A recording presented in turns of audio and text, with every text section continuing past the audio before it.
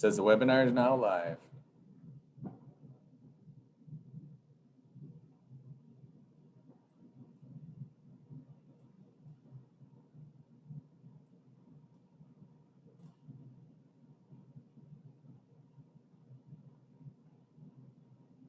You see it okay?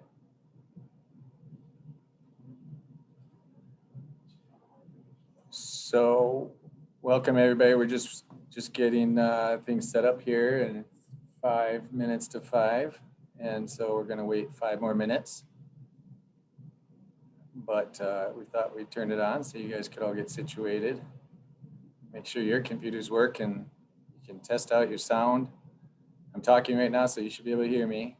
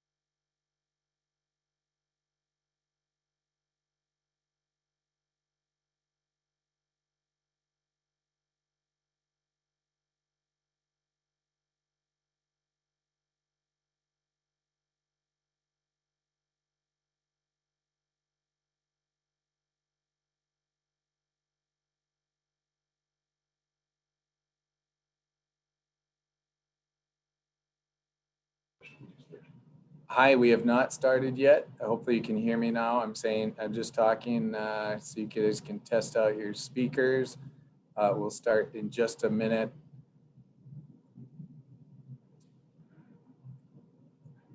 You'll be watching the slides as I go along. This is Dr. Will, by the way. We'll be using the chat feature to submit any questions, and we'll try to answer as many of those at the end as we can.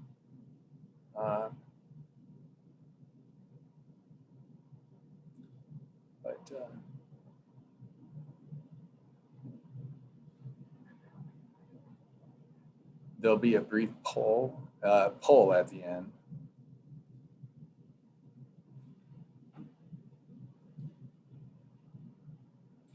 Can I stop sharing for a second? How would it show me though? How's the camera show me? Will it? If I want to. Okay.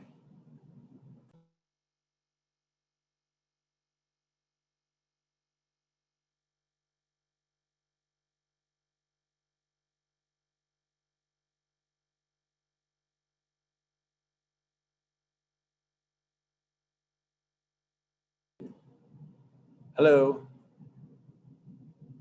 All right. I think we're about ready to start. I'm Dr. Will, and I'm just in a moment, I'm going to switch over to the slideshow.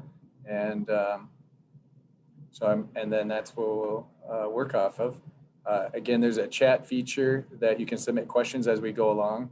And at the end, I'll try to answer as many of those as we can. And there'll be a poll at the end also.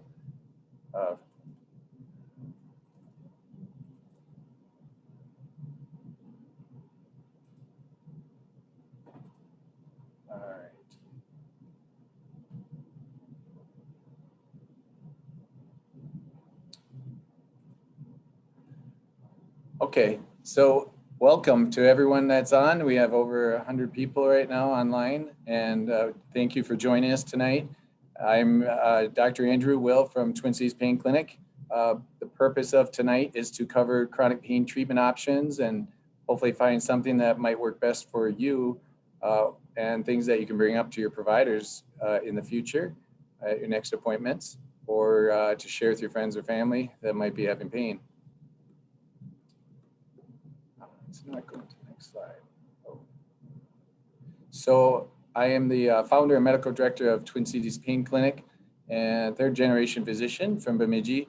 It has been 25 years now this year that I've been practicing medicine. I went to St. John's University here in Minnesota and medical school in the Twin Cities, residency in Milwaukee. I'm the current president of the Minnesota Society of Interventional Pain Physicians and a diplomat of the American Board of Pain Medicine and the American Board of Interventional Pain Physicians. It's not to the next slide. So Twin Cities Pain Clinic is an interventional pain clinic that I started in 2003. Very proud of our group. We're about 150 staff that made up of over 20 providers, and our focus is interventional pain management. You all see the news, and I know many of you might be taking pain medication right now, and it does work for a lot of people, but we're really trying to find other options for people, specifically interventional pain treatments that can relieve your pain and get you a better quality of life. But we are located in 4 convenient locations around the Twin Cities: Burnsville, Edina, Maple Grove, Woodbury. Our biggest centers are Edina and Burnsville, where we also have surgery centers. Why do we worry about chronic pain? Because it interferes with our function. So we still ask the 0 to 10 question, but we're trying to get away from that and focus on your function. What is it that you're trying to accomplish? I know you've tried a lot of therapies already, including medications, physical therapy, TENS unit, opioids. Tonight, we want to talk about 3 options you might not have heard about. One of the sponsors of tonight is Boston Scientific, and they are involved with all 3 of these treatments: radiofrequency ablation, indirect decompression, and spinal cord stimulation.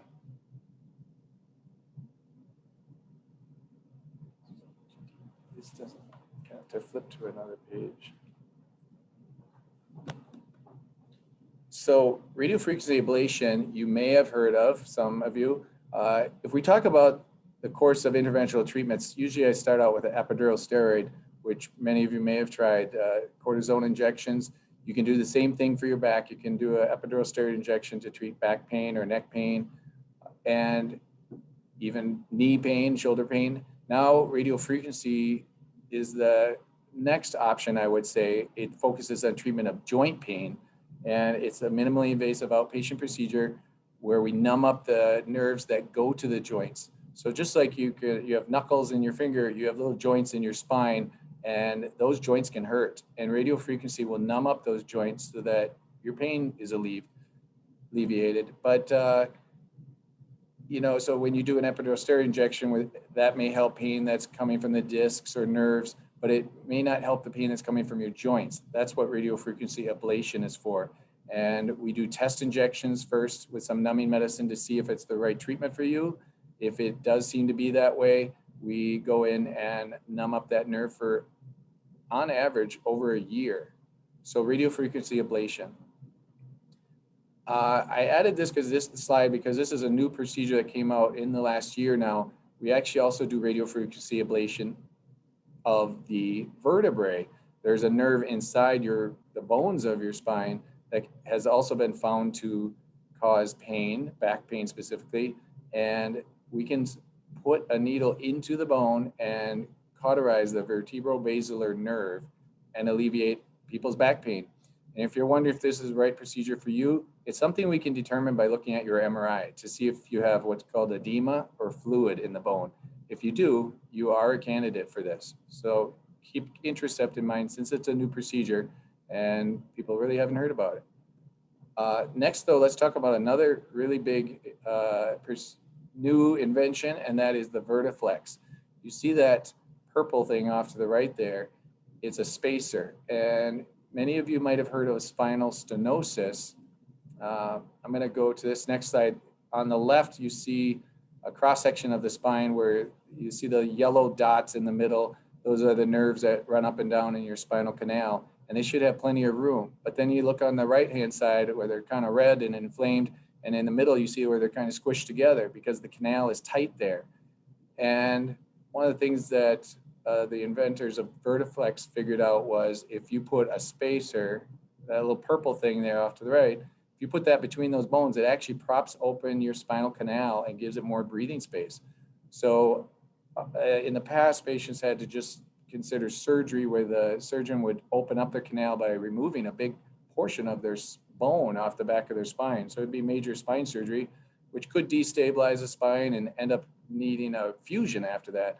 But Vertiflex is much simpler in the sense that you can just insert that spacer through a small incision and alleviate the pain that way.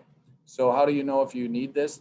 Well, one of the most common things that you can tell is just by bending forward makes you feel better, but extending makes it feel worse. In other words, if you're standing upright, walking around the store and your back starts to hurt, and the thing that helps you is to lean forward on a shopping cart, you probably have spinal stenosis.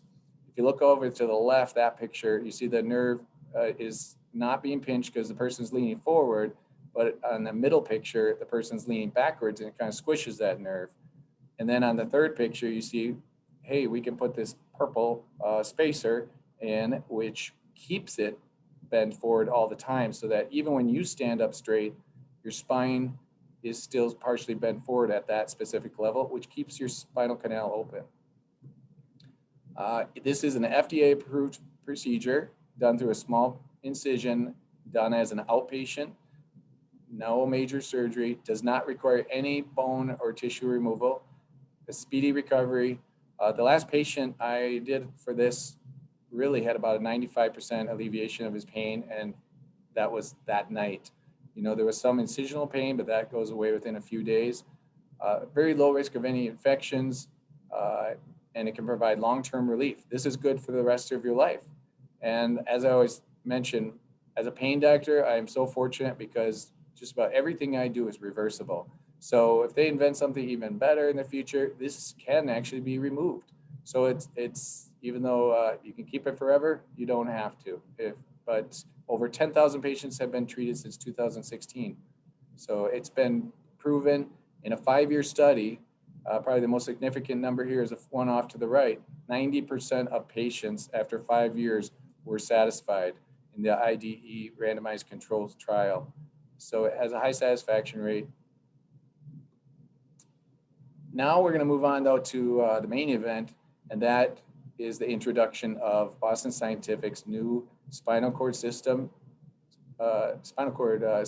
system called WaveWriter Alpha. This is their newest generation. Our country is fortunate to have a lot of medical device manufacturers, and they keep improving their products, and Boston Scientific just came out with the newest, best improvement, which includes a number of things. As you can see, it's image ready for MRI. The previous WaveWriter was not, and now this is a big step that you can have an MRI. And you may have heard some people even say places told them they couldn't have an MRI. It's an educational process. We talk to the radiology places and explain, you know what, these new batteries like the WaveWriter Alpha SCS system is MRI compatible and it can be done safely. It also has what's called fast programming, which just like the word says, it's fast acting, which is a big improvement because some of the new technology actually takes 2 days to kick in, but with Boston Scientific's fast technology, it works within minutes, on average 11 minutes. So that means you can make changes that can help you immediately. They also came out with contour programming, which allows broad treatment in an energy saving way. So that can go a long way, especially help you not have to charge as often. So who would benefit from a spinal cord stimulator? Well, the easiest ones is if you've had back surgery, you'll automatically qualify under any insurance company. Doesn't matter which one. I've never seen one that does not cover patients that have had back surgery. The other qualifier is people that have what's called complex regional pain syndrome, which is kind of a unique condition. I won't go into it right now, but patients that have it know they have it, and they do qualify for a spinal cord stimulator. But more and more patients qualify for simply having back pain or having back and leg pain. If you've been having these symptoms and it's been treated with some of the more basic treatments like epidurals or radiofrequency, then you do deserve a chance to try a spinal cord stimulator. It's been around for, it says here, over 40 years, but I'll tell you it's been 54, and I know that because I'm 54. It started the same year I was born in 1967, so I'm growing up with it, and it has gotten, just like me, it's gotten a lot better in the last 10 years. Improves with age, and it is FDA approved. It's a non-drug therapy. Like I mentioned, we're trying to get away from medications. Again, medications can be useful. I do prescribe them, and that's great. But if we can find something that's not medication, so we don't have any risk of addiction or side effects, that is great. In fact, most of the studies, that 5-year study that was done, so they show that there's been a significant reduction. I'll go back, but they, well, maybe I won't right now, but they show a huge reduction in medication use. So how do you know if it worked for you? Well, we insert it through a needle. It's not a surgery to do it. This is for the test. You really can't lose, but I really don't have patients regret doing the test. It's a 5 to 7 day test, and you'll know if it worked because you'll know whether or not your pain is 50% better or not. That's kind of the cutoff for saying that it's a pass. And if you do get 50% relief or get significant change in your daily function, you're able to relax and sleep better, well, then it did work for you. And the good news is probably 80 to 90% of the people we try this on, they do decide that it accomplishes this and they do pass and they go on to get an implant. And the great thing too now about spinal cord stimulation is it changed a lot in this last decade. They now do paresthesia-free stimulation, which means you don't feel the electricity. It just blocks out your pain. So you just notice that your pain is gone. But the thing about the Boston Scientific WaveWriter Alpha It's the only one that can run more than one program at the same time. So they can actually do the paresthesia-free stimulation, which has certain benefits in alleviating pain, but they can also run the paresthesia stimulation where you do feel tingling, which can help some patients. And they combine that into one program that runs simultaneously. This is what people are curious about. What does it do for your pain? On average, the Lumina study showed pain went from an 8.6 down to a 2.98. That's a 65% decrease. But I'll point out a big thing. Lumina study was from 2017. That's 4 years old. They've actually gotten even better. So this wasn't the Alpha Wave Rider. This was the previous generation of battery that they had. And now the improvement is, in my experience, I'm seeing more like 75 to 80% average pain relief. And the great news too is that it's sustained. Even after 2 years, the effect was sustained, which again, with medication, unfortunately, people build up resistance and it's not sustained. But electricity, it is what we call the new drug. It's, the benefit is that it's just not addictive and it's sustained. So electricity, though, can be used in other ways also. As I just finished talking about the Boston Scientific Wave Rider Alpha, I will tell you that that is the Cadillac treatment. If you can do a spinal cord stimulator, that will treat a large area. But there are other inventions too, such as peripheral nerve stimulators.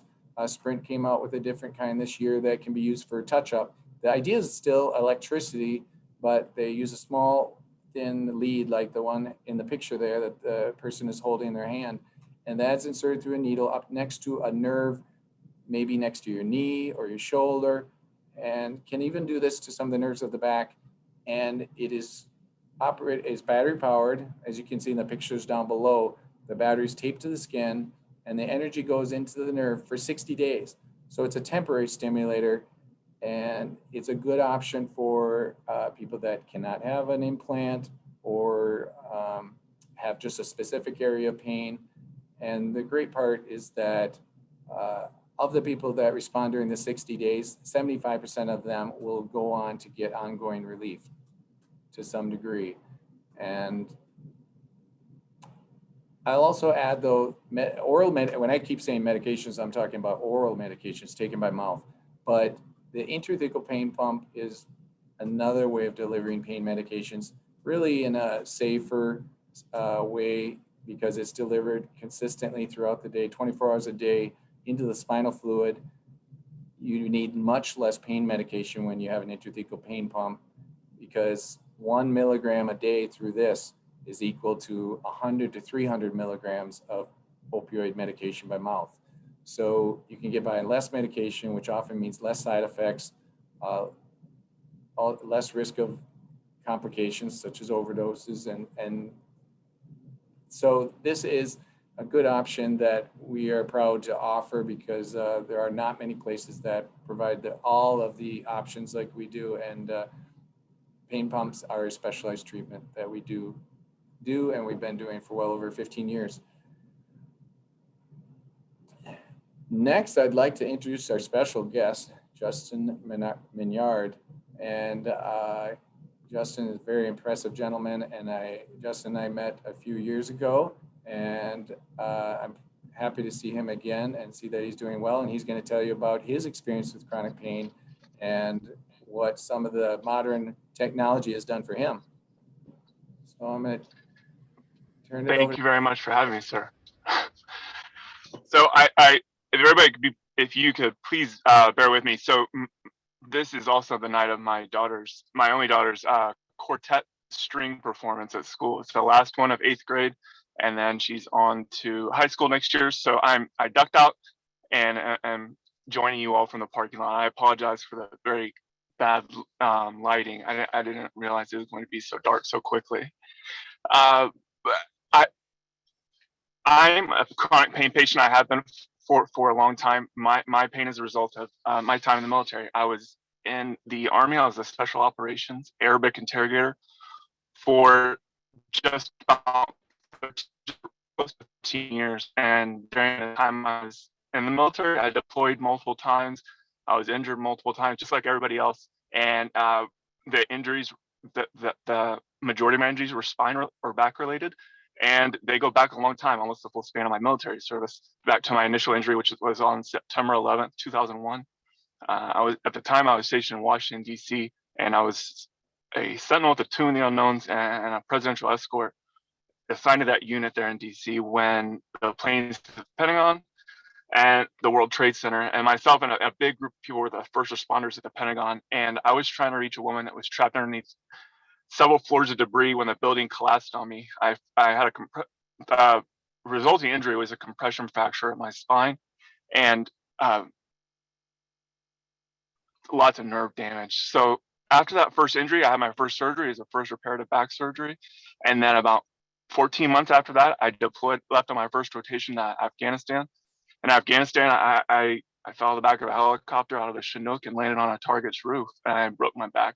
So I was medevac from that deployment, came back, they put me back together, and I recovered kind of quickly and pushed to rejoin the rotations, and I was deployed again. And if you just rinse, wash, and repeat that cycle for about 6 or 7 deployments, and repeat the injuries, just a different way to see them each time, it just caught up with me. And it was too much damage with too little recovery time, and just kind of the toll just combat has on your body on just a daily grind basis. All that caught up to me, and my last deployment to Iraq, I was 12 months into a 15-month rip when I stepped out of my truck one day and I couldn't walk anymore. The last surgery I had when they brought me back, when the docs put me all back together, the final surgery was a 6-level fusion in my lower spine and my back. I had a couple more discs removed, and I was mechanically sound. I was fixed and repaired. The problem was about 3 months after that last surgery, I spent about 3 months in hospital and inpatient recovering. And when I went home, I was in more pain 90 days after that last surgery than I was before I even went on the table. And as each day went by, the pain just became worse and worse and worse, more intense, to the point where an average day meant I didn't get out of bed that day. I didn't talk to my wife, my daughter. I didn't work. I didn't eat. I didn't shower. I didn't talk to anybody. I did not interact. I just was owned by the pain 24 hours a day, 7 days a week, from well before the time I woke up until well beyond the time I tried to go to sleep. Every second, minute, thought, plan, aspect, emotion, relationship, every single part of that is all intertwined with the pain. And the pain prevented me. I let the pain prevent me from not just living my life, but being a father and a husband. And I let it own me. And it happened like that before I knew it. And before I knew it, I was down the trail of not being my own advocate and making uneducated decisions or making no decisions. And that's how I found myself 2 years into a full-on opioid dependency. The pain is still there. It's just covered up with kind of in a fog of meds. And it's my prescribed dose is over 200 milligrams of Oxycontin a day, over 60 milligrams of Percocet, 30, 40 milligrams of Valium a day.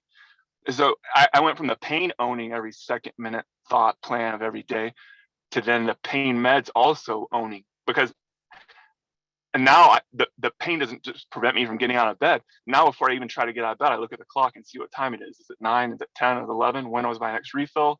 How many are left in the pill? How many left in the bottle? How do I get to my next appointment? All those things then get wrapped up in the pain. And in my case, I let it get to the point where it almost killed me. I was fortunate enough, after several years of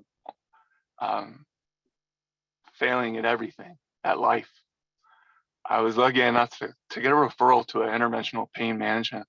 It wasn't until that time, 5 years into this, that I was given a referral to pain management. And it was in that appointment I learned about pain docs, and I learned that there was an option for me that hadn't been proposed before. And the one that put me as a patient, at least from the initial talk I had with that doc, it put me as a patient in the driver's seat and empowered me to make the decisions. And it really, even though I went to trial and I had great results. If I didn't report the great results of trial, we wouldn't move forward with implant. It's just like test driving a car for me. And the stimulation, what the type of relief the stimulator provides for me, I'm not smart enough to understand the mechanics or how it works or what it does or any of that. I'm a big dumb Army guy, and I'm probably the dumbest person any of y'all have listened to for longer than 5 minutes today. That said, I can tell you this is like, to me, it's like wearing pain canceling earphones. You know how you wear the noise canceling earphones and it blocks out everything but what you want to hear?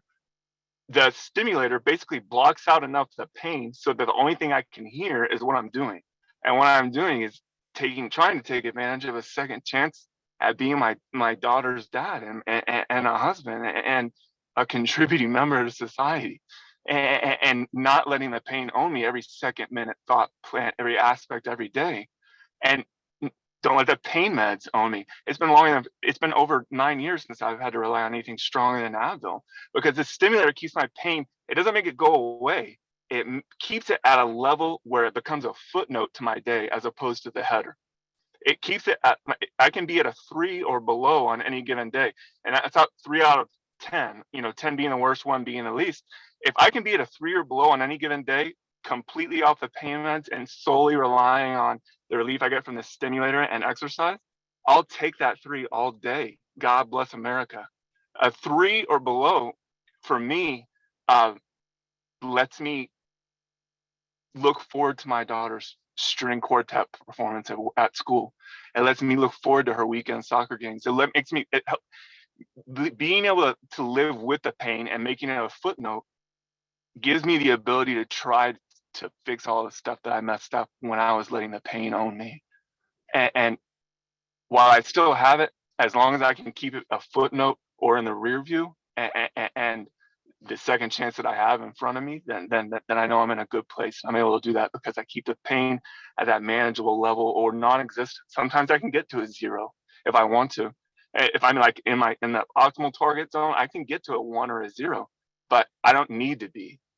As long as I'm not where I was, which is an 8, 9, 10 out of 10, unable to leave your guest room for weeks at a time and taking pill on pill. You fast forward 10 years ago is when I went from the pain meds and the pain controlling me to now the whole paradigm has shifted. And it's not just shifted, it's completely reversed. And now I control the pain and the pain meds. And I get to have my life the way that I should have had. I should have been living it for a long time. And I'm fortunate enough to be able to travel. Before COVID, I would get to travel around and speak in person to patients all across the country and veterans and lawmakers about different ways to manage chronic pain and access to treatment for those that can't access it. And I'm only able to do that because of the balanced approach to pain management that stimulation provides. And I'm extremely fortunate, grateful for that, and thank you very, very much for the privilege of speaking with your patients, doc. And I truly hope I can come back and speak in person again, because anytime I get to come up there and run by Matt's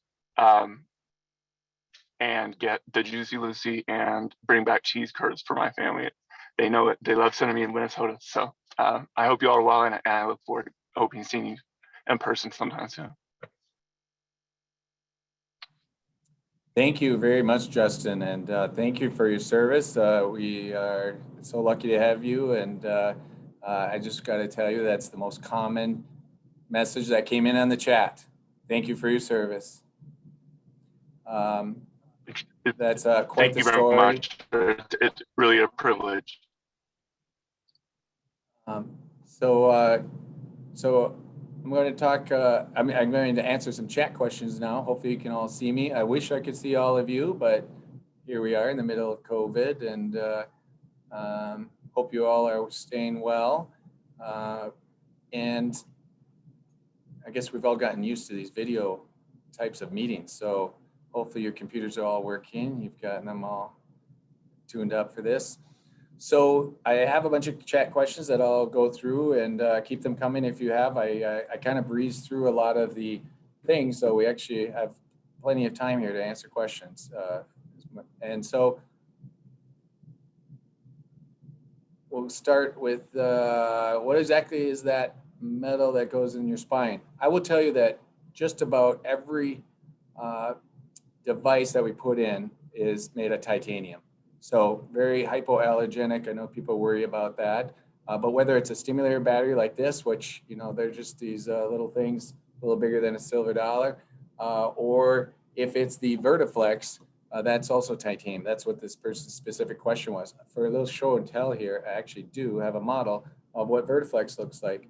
So here's that little spacer, and it basically, if you think about it, just goes in there and props those open. You see how those that these two things just went further apart like that when we put the spacer in. But that takes the pressure off these nerve roots that are coming off the side, but also takes pressure off the spinal cord, which is running down the center, which is why you feel better when you lean forward over a shopping cart, because you're basically bending your spine forward. But this will do it for you. So patients talk about being able to walk around the store then without leaning on a shopping cart. But that's the Vertiflex. So that was one of the questions. And fibromyalgia, somebody asked about, what about fibromyalgia? And for those of you that don't know, that's a condition where there's widespread pain over all quadrants of the body, and it's usually muscle tenderness and unfortunately chronic pain. And we do spend, we do use medications like Lyrica and gabapentin and those types of things. But when it comes to procedures, I can't say that they're geared towards fibromyalgia since that's so widespread. But the thing I have found about fibromyalgia is patients forget that they too can get back problems or joint problems. And I still remember a patient was coming to us from Wisconsin who said, I have fibromyalgia. I just need, this medication, and I still have a lot of pain despite the medication. But when we took a further look, she did have a back problem, which really was where the worst part of her pain was. And with some interventional treatments, she made over 50% reduction in her pain. So don't assume it's all due to fibromyalgia. That's probably the biggest mistake I see that is made. But we can also help you with other treatments for fibro. And somebody asked about the stimulator batteries. How often do you have to change them? That has changed a lot in the last few years. Like I mentioned, things have improved greatly, especially in the last 6 years. And now they are making, the batteries have lasted 10 years, but they are rechargeable batteries. And in some cases, you had to charge them every day, but now you can charge them every few weeks, just like the rest of the world, including, of course, everybody talks about cars, that batteries are taking over. So electricity is definitely becoming our new treatment option, but we're benefiting from all the research that's going into batteries. And there are non-rechargeable ones now that will go as long as 8 years. So and then, as I mentioned in our talk, in the old days, you used to feel tingling. Now you don't have to feel the tingling. So imagine getting a stimulator put in. You don't have to charge it. Your pain gets 75% better. You basically forget you have a stimulator, and you just go about your daily life until you need a new battery. It's a funny story. I had a new patient that showed up, and he said he was from another state, and he's like, and I'm like, oh, I see you've got a stimulator. And he goes, yeah, that doesn't work. My pain was pretty good for a number of years, but a year ago it got bad. And lo and behold, when we checked his battery, it had just run out of juice. He had a non-rechargeable battery, and he didn't even realize that he needs to get that replaced. And it had been a number of years. We got him a new battery, and he's back to being good. So he literally forgot about it. Somebody asked, I have mostly leg pain and not much back pain. Will the spinal cord stimulator help? Yes. In fact, when stimulators first came out, leg pain was all anybody thought it would treat. So you had to have leg pain in order to get a spinal cord stimulator. Then as time went on, and it was actually a Boston Scientific study that showed that they can work for back pain. And it was a real big step forward, because not only did it work for back pain and leg pain, but even back pain alone. So you don't have to have leg pain.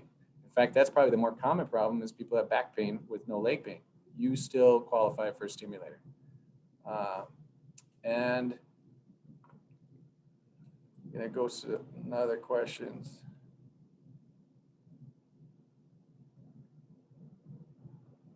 somebody asked about joining a few minutes late, and the webinar is accessible afterwards. It is being recorded. Someone asked about can you do for migraines? Guess what? Electricity can treat that too. The Sprint PNS that I talked about just got FDA clearance in the last, just literally about a month ago, not even a month, to treat headaches. And the leads are placed right on the back of the lower part, upper part of the neck, kind of lower part of the skull. And this is that treatment I talked about for 60 days, and you can run it for 60 days and it can treat headaches. So these are things that other doctors don't know about. So right now, you guys know more about that treatment, the Sprint PNS for headaches, than 99% of the doctors out there. So you do have to be your own advocate and ask them, and better yet, come and talk to us, since we of course know all about it, and we can help you guide through the process. But the treatments we talked about, they're cutting edge.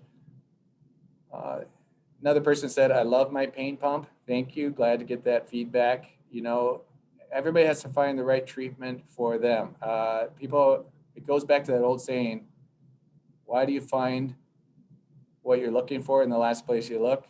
Because then you stop looking. So about the only problem I see in having so many good treatment options is I don't want patients to get fatigued.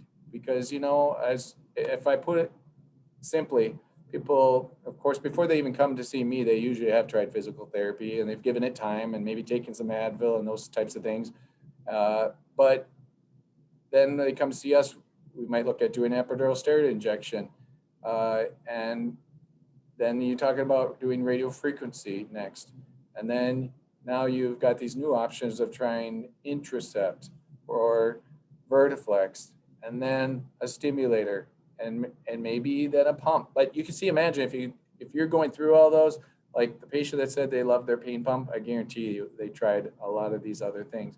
And so it can kind of wear you out. I understand, but we really need to be efficient and make sure that you have access to these things. The biggest complaint I get when we get a stimulator going, they don't complain that it's working. They love that. They complain that it took so long to get there. The average patient that gets a stimulator has had their chronic pain for 10 years easily, I would say. I mean, when they show up at our clinic, it's only been 2 or 3 years. I'm kind of impressed. And so there have been studies that show the outcome is better, actually, the earlier the treatment. I will say that it usually takes, a year or two of time and treatment, to go through some of these simpler things before they generally get to a stimulator trial. But keep in mind, it's just a trial. It's not, you don't have to even do the implant. So you can't really say there's, if it was a year, you don't have to think, do I want this implant? You just have to think, do I want to do the trial? The trial is just 5 to 7 days. After going through injury of my own and getting some of these treatments, I didn't get as far as the stimulator, but sometimes I wish I could say I tried that too, just so I can say I've been in your shoes, because I have been in your shoes for some of the other things. But luckily I found what I needed and doing fine, and I'm glad, so I can be here to help you guys. The biggest learning experience was going through it myself. But it says here, after my accident, I did not have an MRI. Should I have one to see if there are any issues? I've had CT scans. MRIs do show more detail of the nerves and the discs. So to me, I love MRIs. CT scans are okay. They show the bones pretty good. And sometimes an MRI the picture can be a little fuzzy when it's around these devices. So sometimes a CT scan is good in the sense that the picture is not obscured by these implants. But they both have good value. So I don't know your particular situation, but generally I order MRIs. And here someone asked, I have neck pain and headaches from brain surgery. I also have lumbar spine and low back pain. One more area is joint pain and small fiber neuropathy and skeletal muscle pain from Sjogren's. Would this help all 3 or 4 of these things? I think this person is making a good point, and that pain is multifactorial. A lot of people that we see have more than one area of pain, and sometimes the treatment's different for each area. Um, but as I mentioned, the spinal cord stimulator is the Cadillac treatment, in that you can put one of these in your mid back and treat back pain and pain all the way down your legs to your toes. So you're really covering half your body. And then you've got, we do have patients that have another one then up in their neck, and that will treat their neck pain and arm pain. So by having two stimulators, you can actually cover everything from here on down. And Boston Scientific makes the only one that can power 4 leads. So this Wave Rider Alpha system can power 4 leads, which means you can put 2 up into the neck, 2 in the mid back, and treat really just about the whole body. So keep that in mind with just one battery. Just looking through some of these other things. There is going to be a recording. This person says, I've had chronic back pain for 23 years. I have the pump and stimulator, getting ready to get a new SCS and take the old one out. Your story of what you went through, he's referring to Justin, is exactly what I am going through. So you said it. And some people do have a stimulator and a pump. They each can benefit you in different ways. I do like electricity over using drugs. So most of our patients have always tried a stimulator before I'd ever consider doing a pump. So I'll just mention that.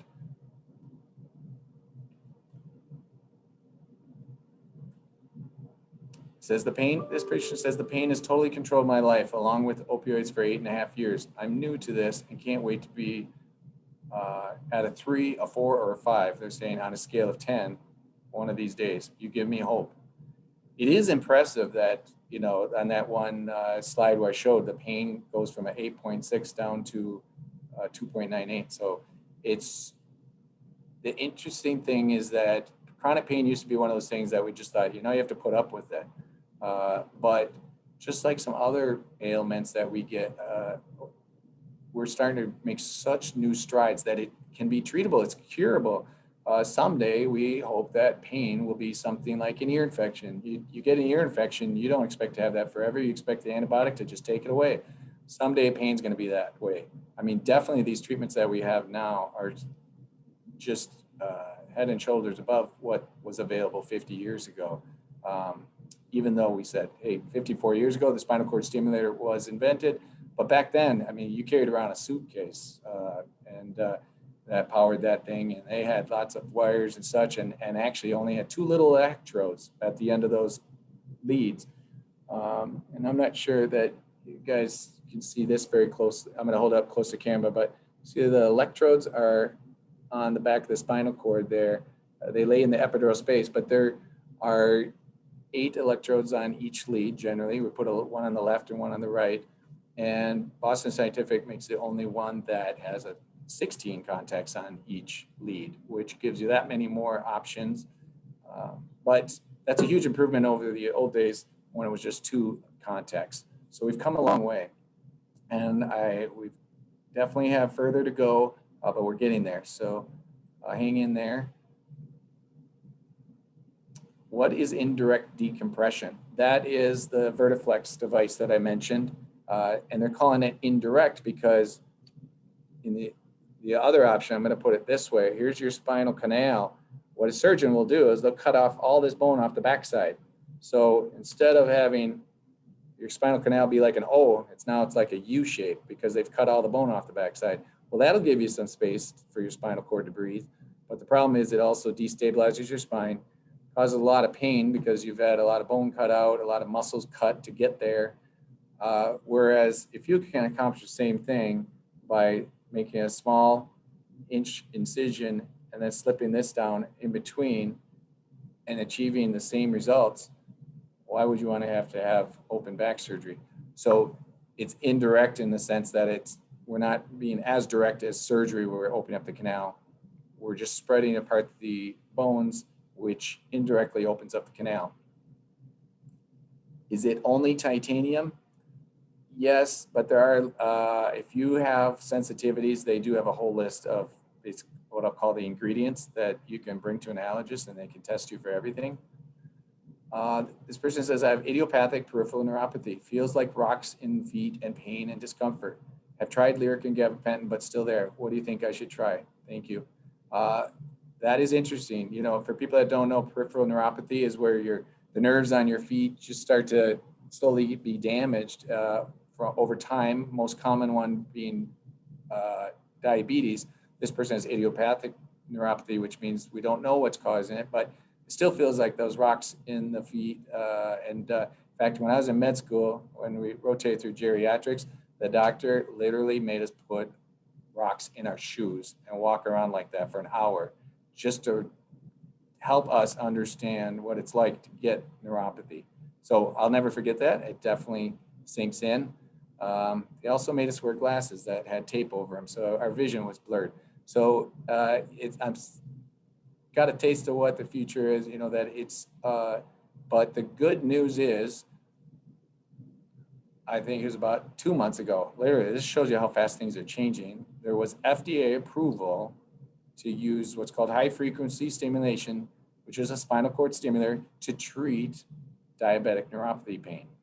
So this is huge because right now in America, of all the people that have back pain that could be doing a stimulator, there's only probably, I'll say 20 to 30% of them even know about a stimulator. So probably 70% of them out there that could benefit have never even heard about it. So now you guys have heard about it. Like I said, you are fast becoming the experts.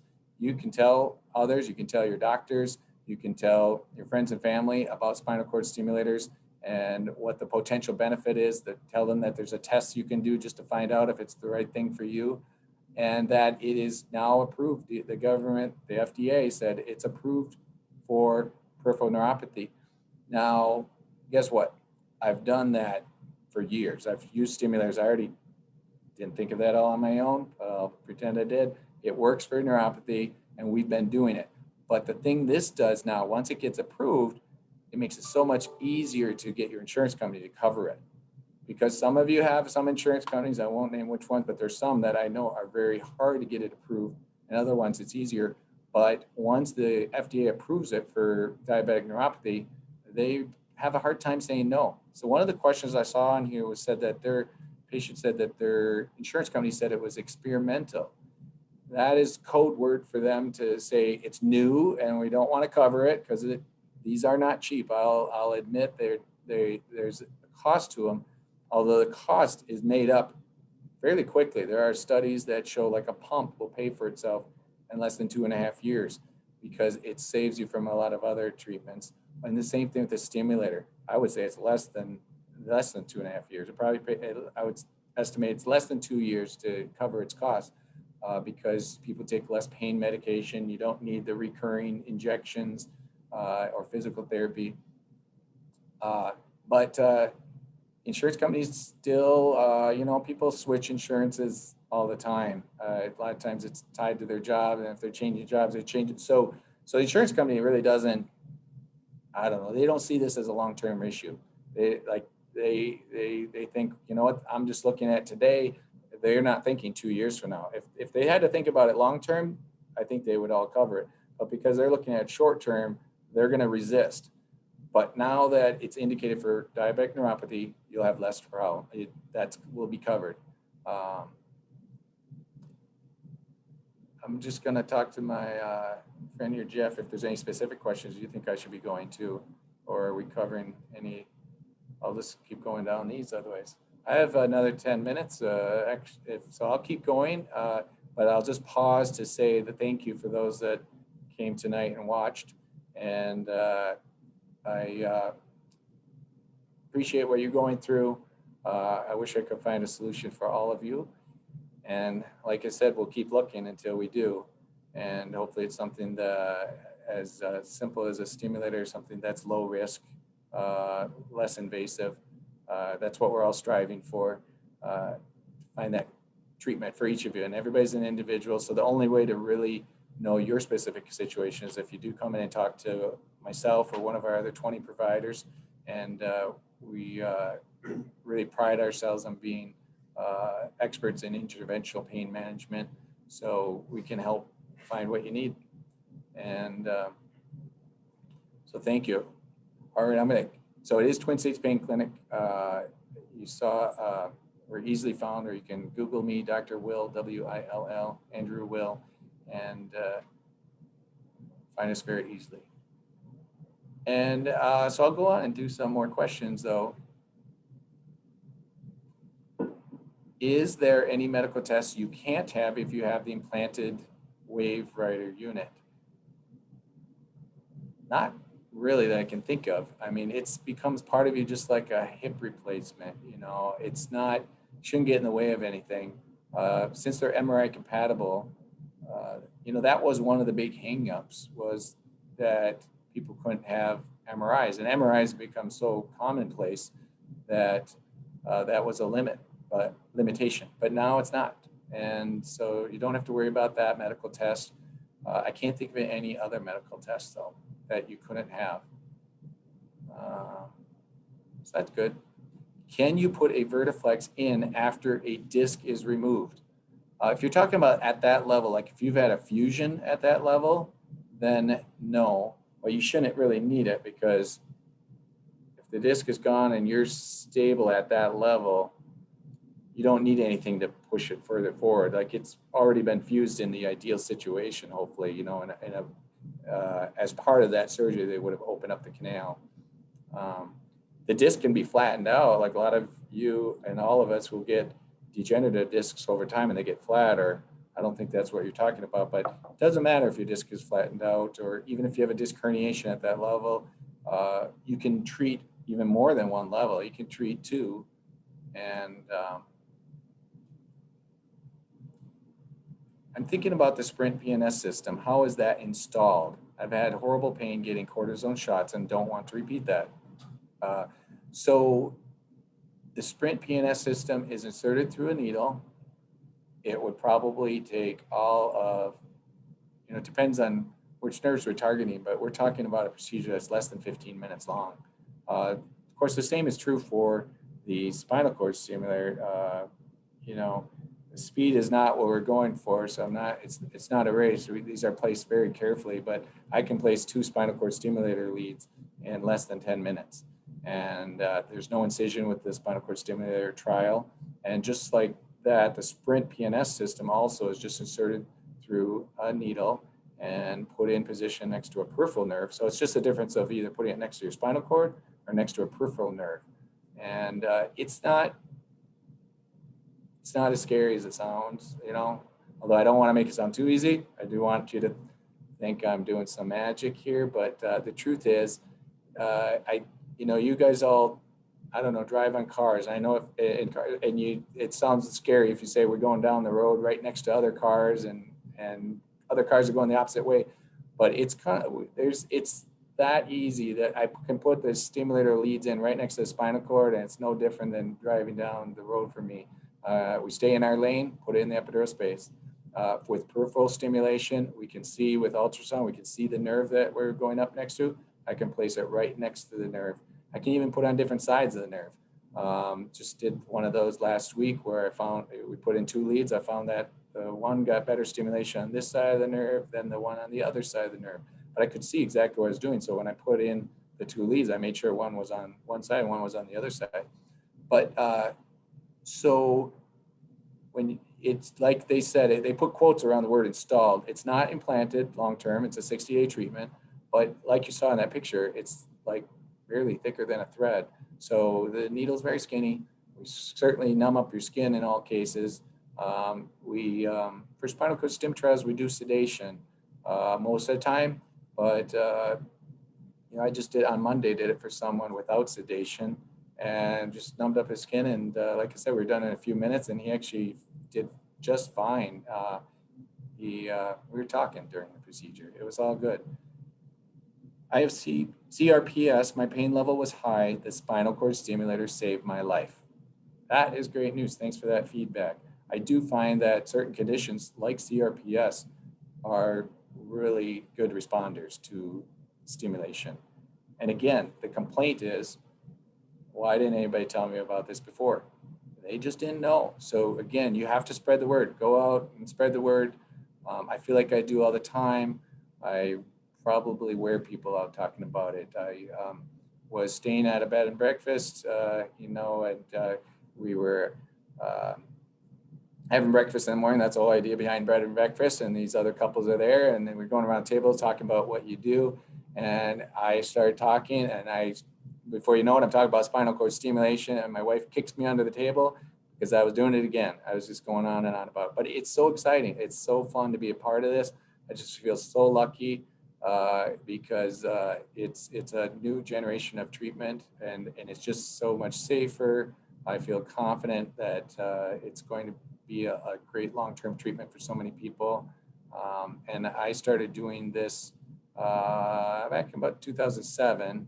And if you want to Google it, there's actually a YouTube video still of Don Shelby. We did a story where a patient that got a stimulator, in fact, I'll mention his name because he doesn't mind, it's Dallas Keeker. He's a diesel mechanic, and to this day, he has a stimulator that's controlling his pain. And he went back to work and was very active. He's a very active outdoor person. And the thing about him is he showed up one day in our waiting room, and I hadn't seen him in a few years. And I'm like, oh no, something's wrong, Dallas. What's wrong? You're back. And he said, I can't find my remote control.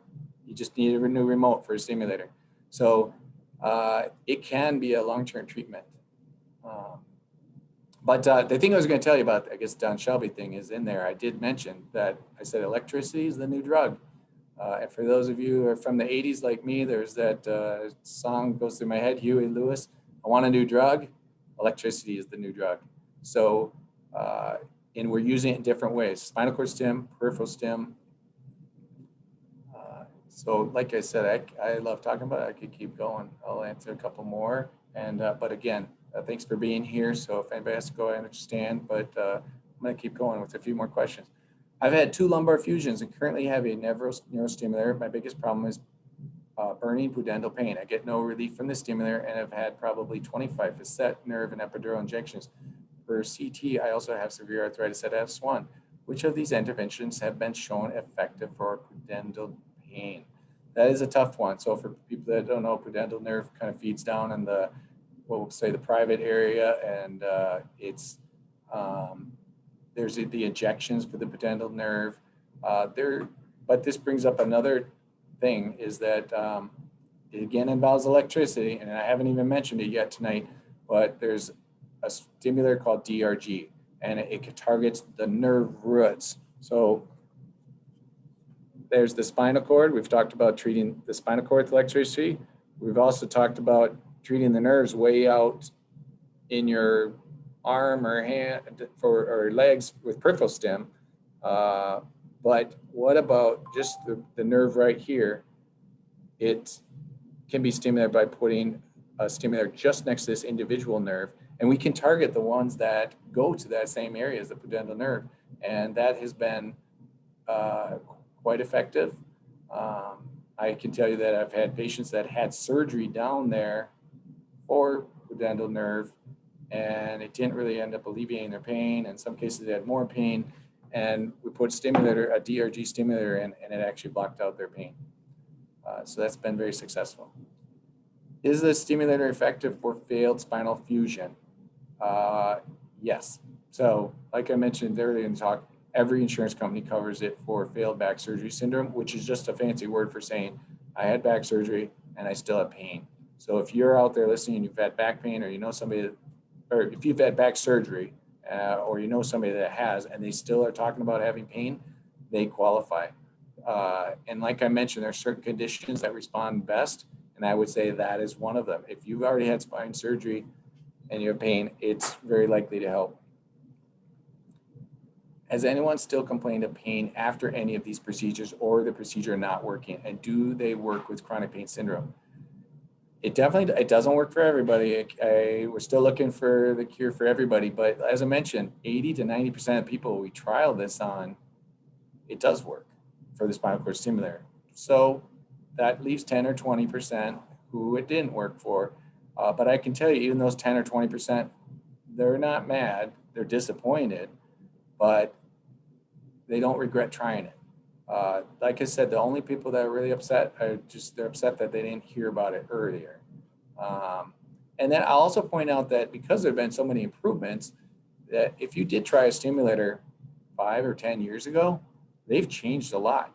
I would encourage you to talk to us about maybe trying one of the new versions like the Alpha Wave Rider, and you will find that they oftentimes work better. And people that have had them, especially before 2015, that back then we used to always use the stimulation where you felt the tingling, and people they put up with it, but they like the pain relief, but and they said they didn't mind the tingling most of the time. But if you give them the option of tingling versus no tingling, people want the no tingling. So most of the time, so the Alpha Wave Rider can do both. So that's the beauty of it. And but we're still trying. There's, I would say, when I first started working as a pain doctor, I was a little frustrated too because not everybody was getting better. And I asked another pain doctor. I said, "Well, what's your success rate?" Because he was like 60 years old, and he goes, "Oh, like 90%." And I'm like, "Holy cow, you're curing 90%?" And he's like, "No, I didn't say cure them, but I do help them like get it down to a manageable level, you know." And that's really great. I mean, I can't wait till the day we get it to zero for everybody, but we can, with different types of procedures, usually find something that works. Like even, I just got done telling you 10 to 20% don't do well with the spinal cord stim trial. They can try a pain pump and that will actually help a lot of them. So that's an option, but you'd have to talk to us because you're not going to hear that at other places because most places aren't set up to do pain pumps. When the ablation only lasts 6 to 7 months, so now she's talking about radio frequency, which numbs up the joints.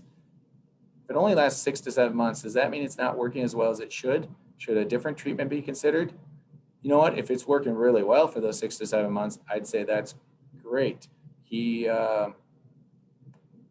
From Medicare standards, it has to work 6 months to be considered a success. It's not as good as 13 months, which is the average patient, but it's good enough to qualify for a repeat. So the thing with radio frequency of the facet nerves, so for the joints of your back, you do need to potentially repeat it because the nerves do grow back. Like I said, my job is easier in the sense that everything's reversible. So when I burn a nerve, I'm not saying I can reverse that, but it does grow back on its own. So even radio frequency, I don't see as a long-term commitment necessarily. So don't let that make you nervous. Some people are like, "What? You're going to burn this nerve?" Well, you don't want that nerve right now. You don't. It's just telling you something you don't need to know, which is that your joints hurt.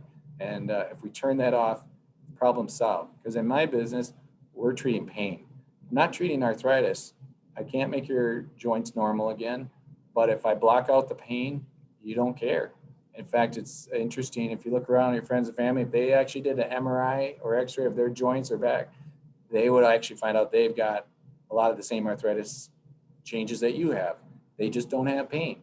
So we don't need to make your spine look normal again or your joints look normal. We just need to be able to block out the pain. I would say, do you need to consider a different course? I just saw a patient yesterday who came to me and he'd been getting radio frequency and he's like, "Yeah, it works really great." And I'm like, "Okay," but like a lot of people, he wanted to get it done before the end of the year. And so he's like, "Can you hurry up and get this done before the end of the year?" And he's a new patient to town, so we didn't know him. And that I'm like, "Oh, sure, we're gonna do everything we can. We're gonna get this done for you before the end of the year." Made a lot of phone calls trying to or sent out some text messages and emails to our authorization people like, "We got to hurry up and get this guy through for him." And then it comes to when I said, "How?" There's three months it works well. I'm like, "Okay, 3 months. Wait a minute." I mean, even to him, that was worth it. 3 months is 3 months. That's the whole summer. That's great.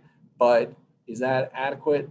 I think a stimulator is a better option for him. So actually, he is going to do the spinal cord stimulator trial, and because then you've got 24-hour control all year long.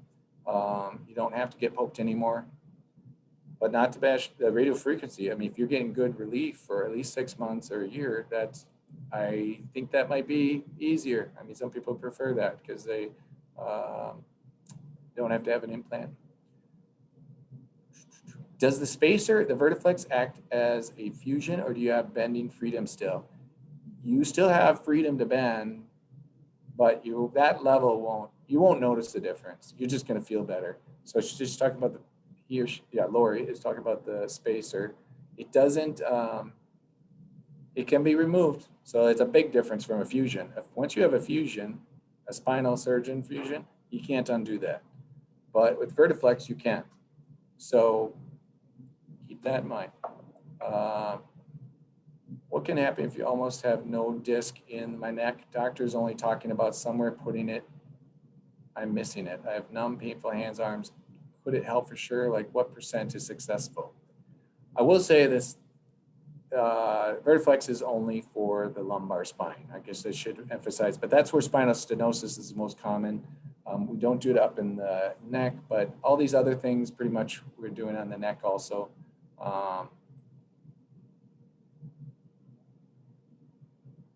Steve, ex-Marine, never found out my back was fractured and some breaks during service. I have an SES and trying to find that magic number, but still on meds. So that's another good point though. Just because you get a spinal cord stimulator, you don't have to be afraid that once you get a spinal cord stimulator that suddenly you're not allowed to take medication. You are. So don't feel like it's either or and that you have to be willing to give up your pain meds. The studies show though, just about everybody that gets a spinal cord stimulator does reduce their pain meds. They don't need as many, but you're still allowed to take them. Is the spinal cord stimulator put in next to the spinal cord up the vertebrae? Are there problems with wire breakage? I did not get one in 2006 because I'm physically active. You can actually be very active with these. The first 6 months after you get the implant, you shouldn't bend, twist, or lift excessively. But after those 6 months, you can do what you want. I mean, I even have people that are golfers that are like, can I go back to golfing? I say, well, maybe I want to add 2 weeks on there at least, because that's a lot of twisting.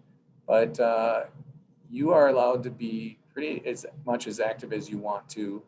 I think the only problem I see after those first couple months is if somebody gets in an accident, like say it was a car accident or they have a really bad fall and they just twist so suddenly and so hard and fall on the ground that sometimes can jar the leads out of place. But actually after the first couple months, they tend to stay put. So it's really just a matter of be careful in the first 6 to 8 weeks. If they do slip out of place, guess what? I can put them back in place for you. But I just don't want you to have to go through that surgery twice. So that's why we want you to be careful. Can they break? Almost never, but if they do, we can replace the wire. They never really break in half or split apart. It's not like they're going to be loose and we got to go chase them down. But if there's an internal breakage in the wire and it's not giving you the proper electricity now, we can replace that. But I wouldn't hold off because you're physically active. I'd only hold off if you can't follow those restrictions for 6 weeks. I mean, I did have a gentleman with back pain, but he was pretty active. He was a mechanic, bending over cars all the time. And he said, you know what, I can't, my back is really bothering me. I'd like to get this, but I really can't take 6 weeks off of work right now. So that's okay. Or maybe there'll be a time when it's more appropriate for him, or maybe one of these other treatments. Like when I talked to him about that back then, like Intercept wasn't even a thing because that's a new, remember, that's a new procedure where we literally put the needle right into the vertebrae and numb up the vertebrae. Maybe that's where a lot of his pain was coming from. And unless he visits a pain clinic again, because that was years ago, you won't hear about that. What if you had radio frequency in the back? Does it work for your neck? Because I have bulge in my neck. You can do the radio frequency on your neck. So those are two separate areas, their back and neck. You can basically do each joint individually.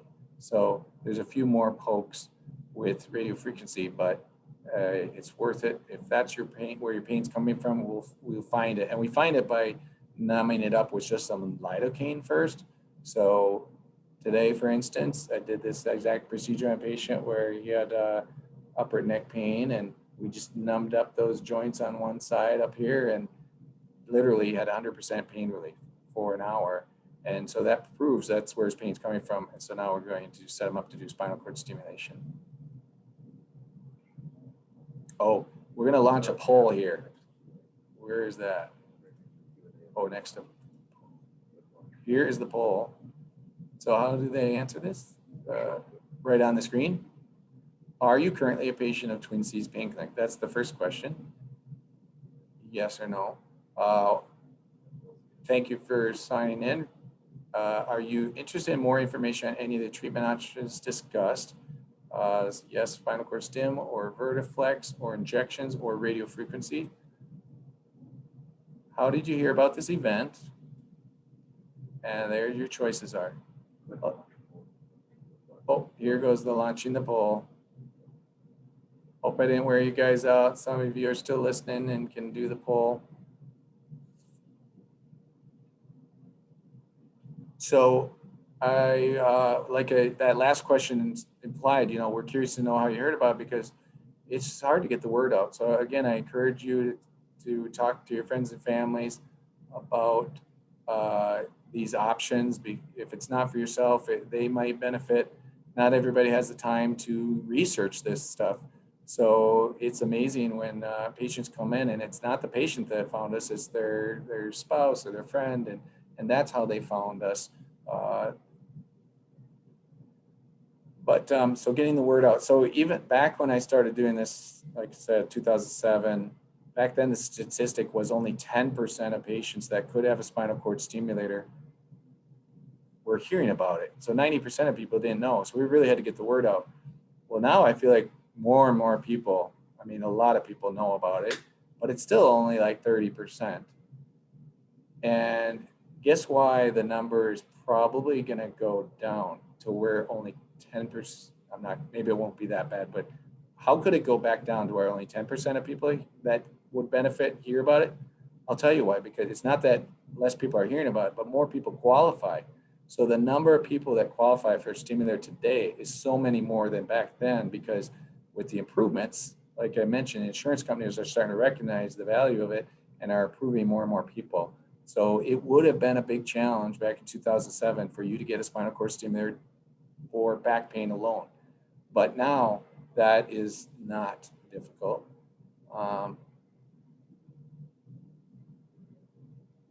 Still seeing the poll. People are still answering that. Yeah, a lot of you are patients of ours, and hopefully you saw that with our emails that went out. But I will encourage you to talk to your providers, even if you're already a patient of ours. I hate to say you got to be proactive, but we're all human, and sometimes we get the wrong message too. Like I saw a patient the other day who had been seeing one of our other providers, and I think that provider got the impression that the patient was content and didn't really want to do anything else. But when I mentioned one of the newer options, they were all excited about it and wanted to do that. And so sometimes either there's a miscommunication, or and we think that you've lost interest because we sometimes get in cruise control where we're just kind of doing our thing, and somebody has to bring it up. So you can be that. Don't be afraid to mention it. Are you interested in more information on any of the treatment options discussed? So I see yes to a lot of those things. I'll just point out that a lot of this information is on our website. So go to our website. You can see videos about it too. And I know that the companies have really good videos too they can watch. Like you can watch a video of Intercept, a very nice animated picture video. Same thing with Vertiflex if you go to their websites. So you can always find them that way too. And then Boston Scientific has lots of good information about their WaveWriter Alpha on their website. And okay, well, I think we might wrap it up there. Again, I'm going for now, but I'm not going. You can come see us at Twin Cities Pain Clinic, okay? Have a good night, all of you.